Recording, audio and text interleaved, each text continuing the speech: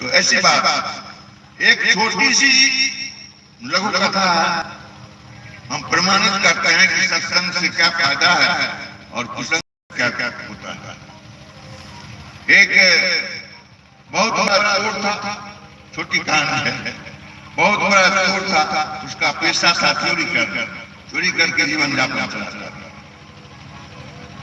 वो जब बुढ़ा हो गया बेचारे शरीर से स्थगित हो गया, तो अपने बेटे को बुलाया और कहा कि देखो बेटा, हम तो अब मरणासन्न हो गए हैं, तुमको एक बात का हिदायत करते हैं। कौन सा हिदायत है? कहीं भी रास्ते धर के जाते रहो चोरी करने के ख्याल से, तो संतों की सत्संग में कोई वाणी सुनना नहीं, कान बंद कर देना।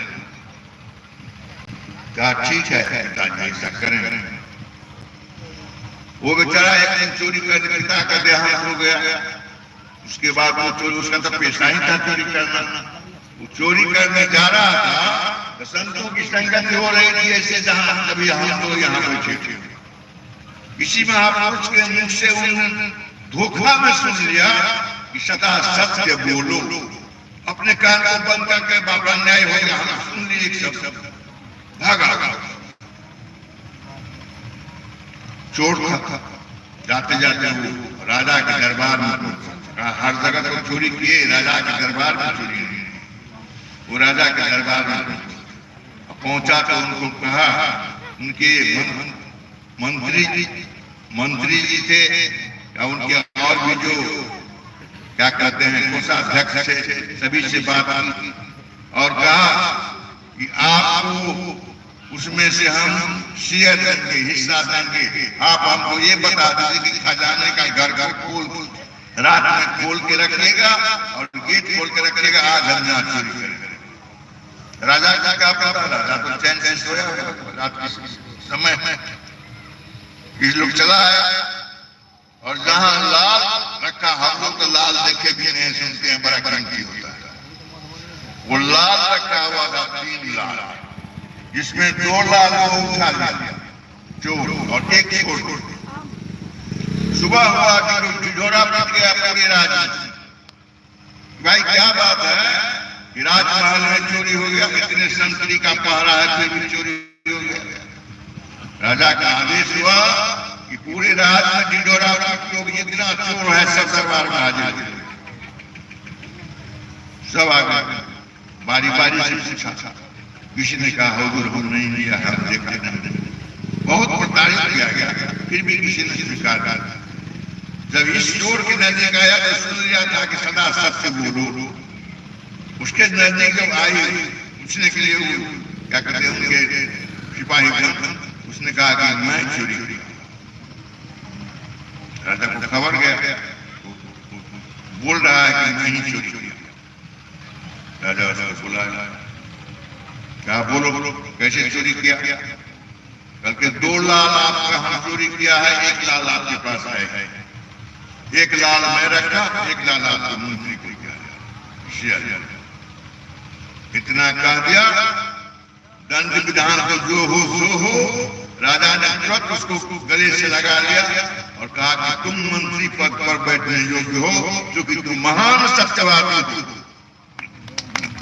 तुमने महान सत्य बोला, अपने जीवन का परिचय दिया, इसलिए तुम इस मंत्री के पद पर हो। इस मंत्री को हम बर्खास्त करते हैं और हम उसको सजा दंड देंगे।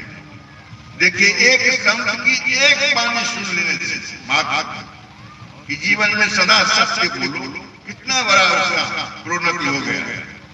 जो एक चोर था वो एक राजा का मंत्री बनकर बैठा था।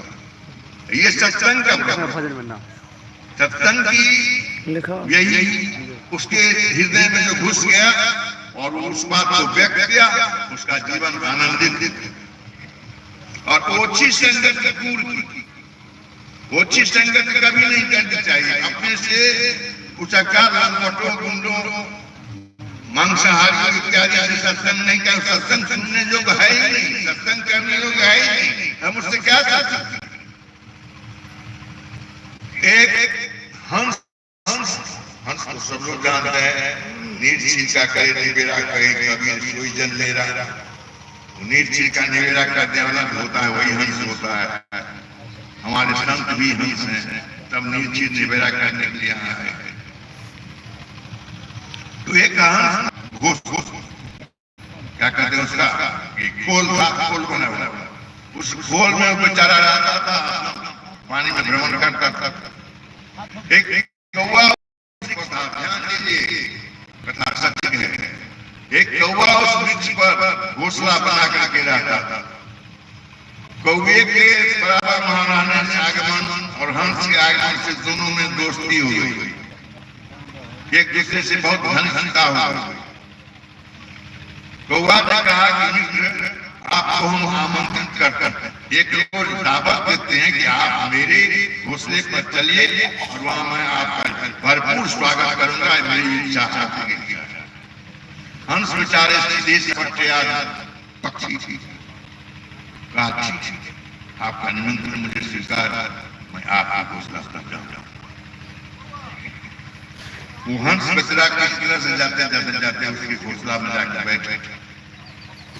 कौवा कहा हम जाते हैं कि सामान लेकर आते हैं, आपका स्वागत करेंगे, सामान लेकर आते हैं। ठीक है, उतना ही देर में जेठ महीना का समय था, चिलचिलाती हुई धूप थी, बर्दाश्त से खाली हो रहा था। एक शिकारी आकर के उसी वृक्ष के तले सो गए, बहुत धूप उसको बर्दाश्त नहीं, उसको तीर कमान था बगल में। हंस देखा कि एक पक्षी सोया हुआ है, वो अपना पंख फैला दिया किसी तरह से उनको छाया है, उपकार की दृष्टि उसके हृदय में और छाया है।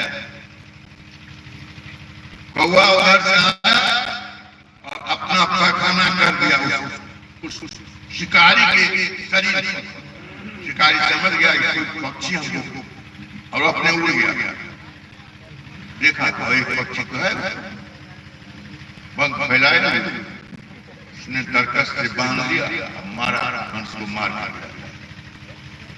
प्रमाण है, ओछी संगत हंस का मिलान कहीं कौवा से हो नहीं सकता, और जो मिलान किया तो दुर्गति हुई। इसलिए साहब हमको संकेत करते हैं, ओछी संगत कुर की आठों पहर कल्याण का मार्ग कभी भी सस्ता नहीं होगा। हम अपने जीवन में कभी भी सुख चैन का अनुभव नहीं कर सकते हैं। इसलिए संगत कीजिए, साधु संतों की संगत में रहो, गुरुजनों के सानिध्य में रहकर संगत करो, जीवन कल्याण में होगा, जीवन सुधरेगा और हम लोग आनंदित होंगे। तो आप इन्हीं शब्दों के साथ हम मानी विराम लेते हैं। अब कार्यक्रम को आगे बढ़ाया जाए। हमारे संचालक महोदय जय, बहुत सुंदर। अभी हजूर हम लोगों को